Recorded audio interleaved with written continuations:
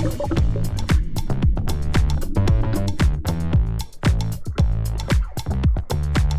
hello out there, all you fishing addicts. Thank you so much for tuning into another Addicted Fishing video. Today we're with the boys from Cast Alaska, and we're doing mooching. We've been mooching like the last couple days, and I thought to myself, how many addicted followers or fans or people out there watching us don't know what mooching is? Because even when I came the first year with you guys, I thought it was you just stick the rod in the rod holder and just sit there and let the, it's just hanging. So this is Hunter, guys, works with Cast Alaska, been here for a while, and I thought, hey Hunter, can you show these guys everything about mooching, rod, reel, all that stuff, and just give them an idea of what it is we're doing out here. Okay.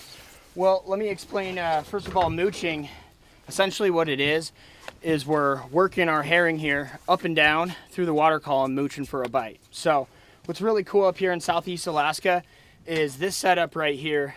It catches lingcod, salmon, halibut, rockfish. It catches everything. So it's really simple and effective, and therefore it's just a fun way to fish. So down to our gear here, we got a 6-ounce cannonball weight here. This seems to be about the perfect weight for up here for most of our conditions, but sometimes we'll go up to 8 or 10 ounce if we have heavy current. And we got a herring here. Earlier in the season, I like to use green label, something a little bit bigger for the kings, and then as the season progresses, we'll go down to a red label, something smaller. Can I give you a fresh herring so you can show the guys how to put them on? Let's do that. So I have the fish belly up, and I come down here in the mouth and bring it through. Wrap around and see this little mini silver triangle right behind the eye. Put it in there, and I kind of make sure to go through enough where that barb, you can hear a sound of the barb kind of going through the skull. So we use about a 6-foot leader, approximately right around there. And what's also just great about this is look at the simplicity of this rig. Yeah, there's nothing to it. There's nothing to it. And a lot of you guys fishing the Columbia and Oregon and Washington, you're using flashers and all this extra gear. Well, this is our flasher. So how I hook that up is a certain way so that this twists and throws off that flash, which attracts those fish to bite. And is that just a double hook herring rig? Like you use 4-finger spacing on that? Yes, 4-finger. Okay. Exactly 4 fingers, guys. And then really quick, everyone has different rod preferences. Everyone likes specific rods. You know, we love Okuma, obviously, because they're one of our partners. Mike has edge rods on his boat. But just give them an idea if they're looking for a mooching rod, what's the action need to be? What's the length need to be? Well, so in my 3 seasons up here, we've worked from 8'6". I think last year we had somewhere around 8'6" rods. Now, I don't really like those because if I need to get a salmon around the prop, I like having that 9-foot rod, have that extension around that prop. So if you're asking me, Marlon, I would say something about 9 feet to 9'2" is ideal. And this is fast to medium and 10 to 20 pounds, 1 to 6 ounces. And that's what I was thinking about, a 10 to 20. You can probably get away with a lot of different lengths of the rod as long as you have that 10 to 20 power. But he's right. Sometimes these things go ballistic, so you need some length in the rod to really get them out there. So I would agree. And whatever brand you like, just get whatever brand you like, but that's the action you're looking for. And then what about line counters? Are those extremely important? Line counters up here are really important. So the captain will be giving you specific depths. He's looking at the screen, he's marking fish, telling you where you want to focus your time. So it's always very important with mooching is you're paying attention to your line counter. When you're coming up, check it, make sure it's 0, 0, 0, 0. So you know that you're fishing in the right depth. Essentially, there's 3 steps to mooching, and it starts with a cast, and then you're gonna drop down, you're gonna let line out. And then once you get to a specific depth, whether the bottom or 150 feet, you're gonna immediately start coming up.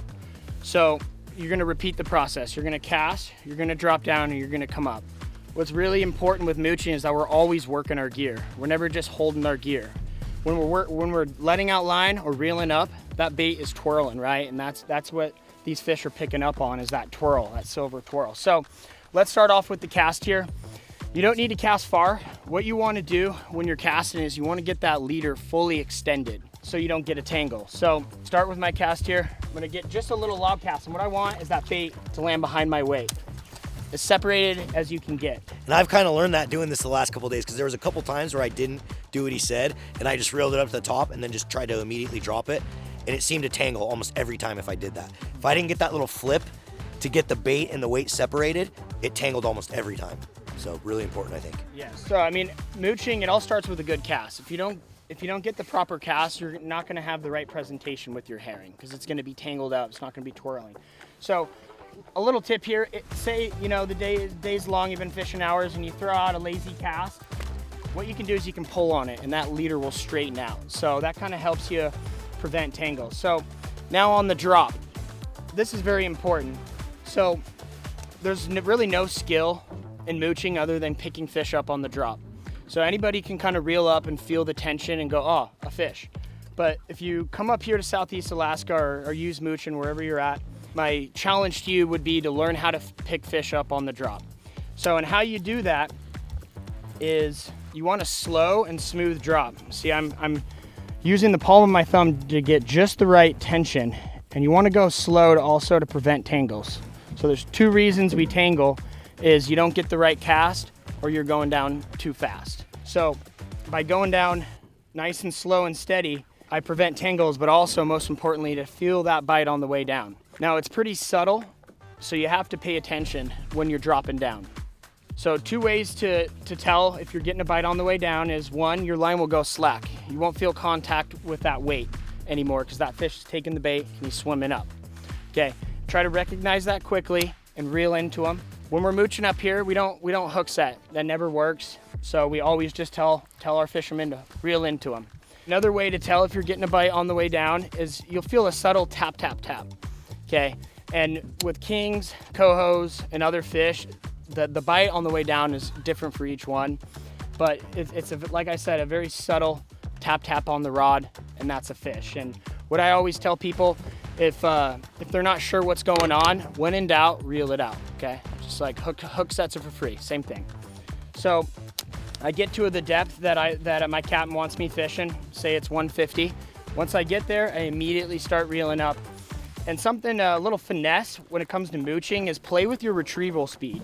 Sometimes I like doing a little slower for coho, and with kings, I want something more erratic and fast, something they can get excited and chase. So something about this speed, or sometimes even like that speed like that, okay? So play with the speed, sometimes you can get a different response. So Mikey is gonna explain here why hook setting doesn't work for us. So we have our 6-ounce lead, we have a slider weight in the bead chain, and let's say I'm a fish and I grab the herring. We'll drop that down. Me and Hunter will be running the deck and we'll be like, hey, you're getting a bite. And this is all it is, right? I'll be like, hey, you're getting a bite, you're getting a bite. And he'll be like, no, I don't feel it, because it's not that big tug like we're used to. So I'm gonna grab this right now. Give me a hook set. Oh, fish on? Oh! Is doing a grin? Nothing. It does literally nothing. So now crank down on that. I'm a fish, right? I'll be down. You're getting a bite. You're getting a bite. And now he's caught up to that fish, and now the hooks can sink in. So if you're delayed and you keep letting it out while you're not paying attention to the sensitivity of the rod, you're most likely gonna lose that fish. So super important aspect to getting those fish on the drop. Okay, guys. So now that you guys have both shown the setup and how it works, when you're looking to do this, what are you looking for? Are you looking for like up against rocks? Are you trying to go out in the open ocean? Like, what are the specific things that you're trying to find when you're mooching? Because I feel like every time I've done it with you, the spots to me when I'm looking at them don't look like anything. I'm like, what are we doing right here? And then all of a sudden we drop down, we have 5 kings on. So I'm like, you obviously know where to go. So explain how you're doing that. So one of the areas we look for when mooching are gravel beds, and sand lance and needlefish and herring all like to kind of school up. The needlefish will be bedded down when the currents are ripping, so you can see the king salmon and the coho have like scrapes on their faces from digging into that gravel bed. So we know they're there. When tide comes, usually those sand lance and needlefish come out of the beds and they start feeding. So so are you looking for an outgoing or an incoming or a slack, or what's slack? But we catch them all, all the tides. If we're fishing for halibut, we're usually catching travel fish. Tides don't matter. So, and with cohos, a lot of times that doesn't matter either when you're just like, in 400 feet of water, just fishing. Those fish are at like 80, 90 feet. Yeah, there's just traveling through. Yeah. So some days it matters. There's certain spots where tides really matter. I'm always like looking at what edge. Like, I've fished all these spots so many times that we're looking at rocks, and all of our captains were relaying the messages on where those fish are moving. I'm constantly looking for nets, seeing if like I'm on the right side of the place. Like everyone's looking if they have a fish on, and we're coming up with our own ideas in our heads about where those fish are traveling, and then it's time to like perform and get our clients on those fish. So Mooching is so simple and fun that like we can take clients out here that have never salmon fished or not fished at all, and they by day 2 or 3 like they're picking it up and they're catching fish and they're having a great time. So I think that it's just very simple fishing where even someone who doesn't understand how to fish, they can pick have it a up. fun day. Can have a fun And day. it's way more interactive. You know, I can't count how many days, you know, like we talk, trolling can be really effective, but there's also days where it is the most boring thing on earth. You're just sitting there and you're just watching the rod. So mooching is fun, I think, just because you get the whole time you're doing something. Yeah. So And people come here year after year just to mooch, and there's only, you know, a few places in Alaska that, you know, that our town itself there's probably 50-50 moochers versus trollers. A lot of people prefer the mooching technique because we can fish 6 people, and if we all 6 have a fish on and we're running around the boat and gaffing and netting and scooping fish, it is like the funnest thing in the world with a hot bite. And not every day is a hot bite, but like you can still drop to the bottom with our setups and catch, you know, rockfish, yellow eye, lingcod, halibut. The other day on our mooching rod, we caught a 220-pound halibut on 30-pound. This line right here is 30-pound test, and our leaders are 50 just because all the teeth that come up fray it. And yeah, we caught a 220-pounder on that. It took about an hour and a half to land. So right here, Sean, let's cut in a picture of that 200-pounder so you can see it. So that was with Vlad, and super impressed with, you know, our setups and stuff, and we got the gear to make it happen. So we catch everything on these things, so it's fun. All right, guys, now that we've showed you how to mooch, we're gonna get down to the details of actually tying this gear up. We got Captain Mac, who's been up here for several seasons. He's gonna show you how to tie this up. Hi guys, it's Captain Mac. Just gonna show you guys how I like to rig stuff. I run a boat up here for Cast Alaska, a local guy. So we're just using 4-aught Gamakatsu hooks. And then I like it depends, about a 4 to 5 foot leader to start out with. Anywhere from 50 to 40 pounds. I like 50 just because we're dealing with all those teethy fish like lingcod and halibut. So I start out just like this. Go over the top at least once. I do 7 wraps. 1, 2, 3, 4, 5, 6, 7. You pinch it, and you come back with this other end. Come right through that top of that eye, just like that. Bring it through about, I don't know, about a foot or so. Come over the top. 1, 2, 3, 4. Hold it. And you're gonna pull it all the way through, just like that. Make sure it's tight. Sometimes you can grab like back of your pair of pliers or something like that just to help you tighten that knot, just that snell, just like that. And you come back. Sometimes if you have a really big tag like I do, I like to clip it pretty close, just about like that. The next part's super important. So this time of year, we're starting to see more silvers and stuff like that, kind of different size bait. So at the beginning of the year, in May and June, we're mostly using these green label herrings. This is a red that I have in my hand. And the spacing is super important on it. So you want it so that trailing hook is just right at the tail, kind of like that. So when I do it, it works out just about perfect for me. It's about 4 inches or so. So you start at the exact same, go through that eye just like that again. And it works out for me with my hand size that I can take it right at my pinky. I can put that hook right there. And when it's all said and done, it'll be just about perfect. It's the same way how we started that first hook. Come over the top one time. 1, 2, 3, 4, 5, 6, 7. Take it right through that eye again, just like that. Do 1, 2, 3, 4. Pinch it, pull it all the way through, just like that. The last little spot. Make sure that it's tight. So then we'll rig our herring right now, right through that bottom lip, just like that, and right through that skull. You want that hook to stay at a 90 so it has a nice little spin. So that's how we do that part. And you can do any old knot you want. I like doing a double fisherman, so I take it through once, do it again. I like doing about 4 to 5 wraps. 1, 2, 3, 4, 5. Right through both of those middles. tighten it down, make sure it's nice and tight. So a little rainy day, so if it wasn't rainy, I'd use a little bit of spit or get that knot nice and tight, just like that.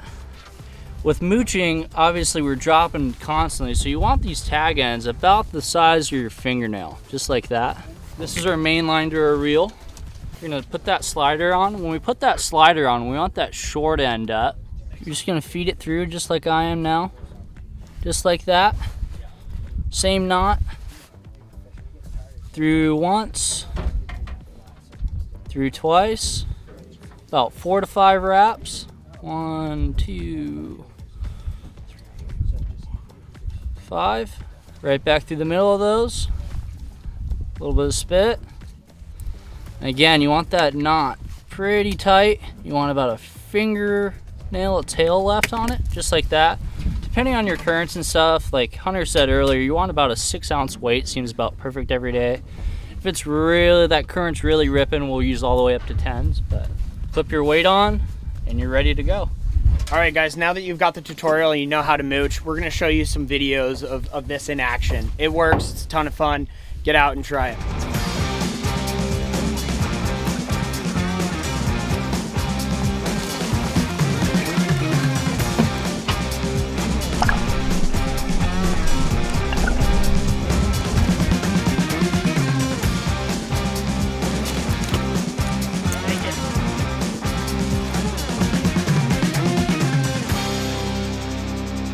Okay, so one last thing, we had some people talking in the background. One of the other things that's cool about this is anyone can do it. You have kids out here, you have older people out here. All ages can get out here and participate in the mooching. Yes, definitely. How often do you guys book like kids, where you have like younger kids fishing with you? I mean, I've had young kids where it was off a cruise ship.